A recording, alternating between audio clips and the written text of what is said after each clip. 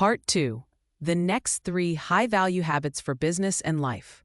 Most people think high value is about being louder, sharper, more confident, more polished. But the truth is simpler. High value is communicated through regulation, especially under pressure. If you watched Part 1, you already know the foundation. Stop over-explaining, respond instead of reacting, and structure access to your time. If you didn't, no problem. This video stands alone. We're going deeper into the signals your body and attention send before you ever speak. Habit number 4. They control their body language under pressure. The body leaks truth faster than words. Under tension, most people speed up, move more, blink more, smile too much, overnod, fidget, shrink, or overcompensate. Those micro movements communicate threat detection. High-value presence is often just stillness. Business example, a sales call gets tense. The client says, "This is expensive." Old Ava would rush to explain, talk faster, fill silence, and try to win them back. New Ava slows her breath. She relaxes her jaw. She keeps gestures minimal. Then she says, "Compared to what?" And she waits. Meeting example, someone challenges her in front of others. Old Ava would defensively posture, lean forward, speed up. New Ava stays grounded, feet planted, shoulders down, voice slower than normal.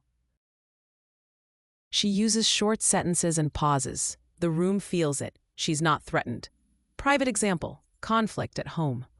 Old Ava would match the intensity and escalate. New Ava regulates her body first.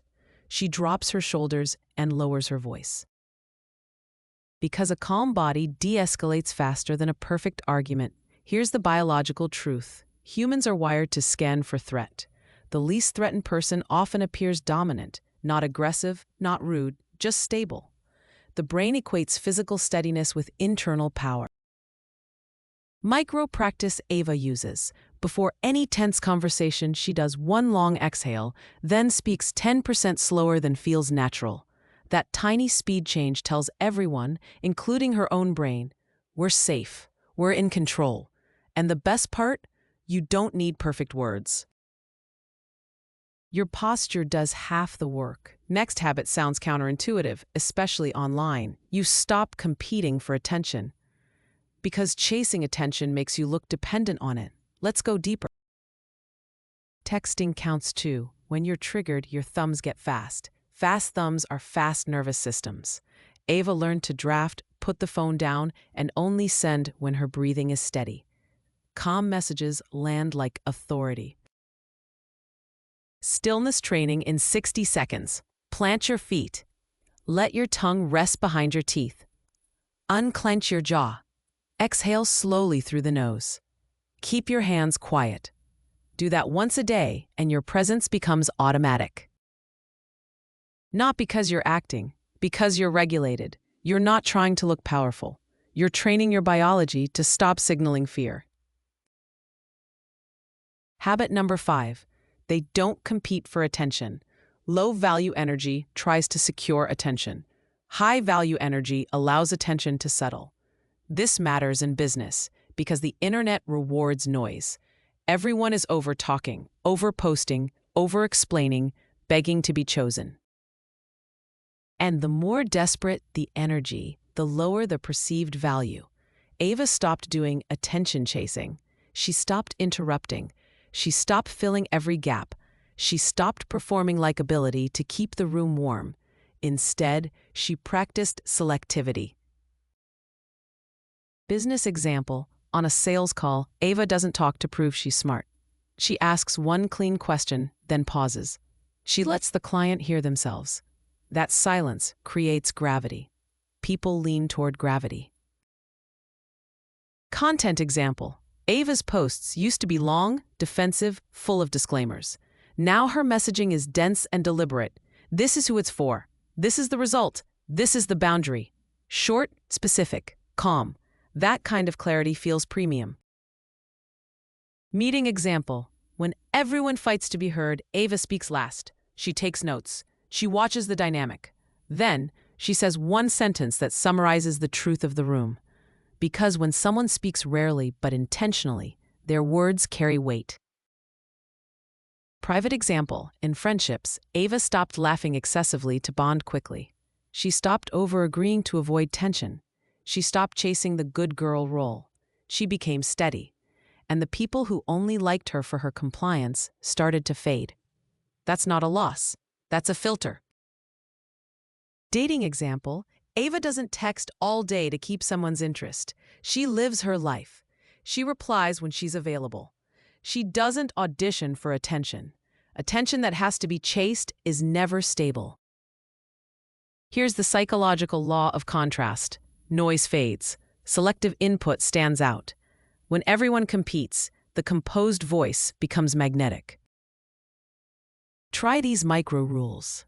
1. Speak 20% less, but make each sentence do more work. 2. Replace explaining with questions. What outcome are you looking for? 3.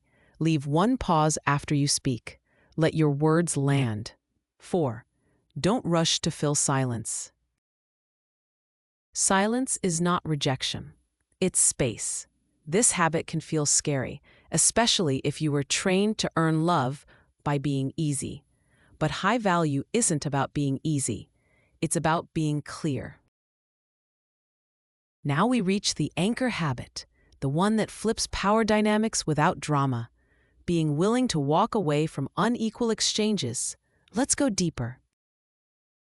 Group chat example. Ava used to respond to everything immediately to stay included. Now she reads, chooses what matters, and replies once if it adds value. She doesn't keep up. She directs her attention. Parenting example. When her child interrupts while she works, Ava doesn't negotiate. She uses one calm line, I'm with you when the timer ends. Exercise. Pick one conversation today where you say less than usual and hold your posture steady. Watch how the dynamic shifts. Habit number 6. They are willing to walk away from unequal exchanges. This is the anchor habit. The moment you demonstrate non-attachment, your value shifts. When someone disrespects you, repeatedly underestimates you, violates boundaries, or drains you with the same pattern, most people do the low-value thing. Argue, convince, chase resolution, chase validation. They keep giving access because they're afraid of losing the relationship, the client, the deal, the approval. High-value response is different. Evaluate once. Withdraw if necessary. No emotional explosion. No public announcement. No long speech. Business example. A client keeps crossing lines. Late payments, scope creep, disrespectful tone. Old Ava would fix it endlessly. New Ava sends one clean message. This isn't working. Here are the final deliverables, the handover, and the close date. I wish you well. Then she follows through. Private example. A friend repeatedly mocks her goals or ignores her boundaries. Old Ava would over-explain and try harder. New Ava creates distance, not to punish, but to protect her nervous system. She stops investing where respect is not returned. Co-parenting example, bait, blame, insults.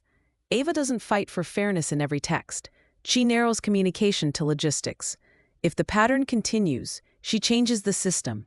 Written only, fixed times, third-party tools. Structure replaces chaos. Dating example, hot and cold behavior, disrespect disguised as jokes. Ava doesn't chase closure. She exits the pattern, because chasing closure is often just chasing control. Here's why this flips power dynamics. Detachment signals abundance. Abundance says, I can survive losing this interaction. Dependence lowers status. Independence elevates it. Now the deeper layer, all 6 habits are expressions of one internal architecture. Self-regulation, not dominance, not intimidation, not coldness, regulation. When you regulate your emotional spikes, your time access, your words, your reactions, your exposure, you stabilize your identity, and stabilized identity feels powerful. External polish can't override internal instability. So if you want high-value energy, don't start with a new outfit or a louder voice. Start with your nervous system. Calm is a skill. Boundaries are a skill. Selectivity is a skill. Detachment is a skill.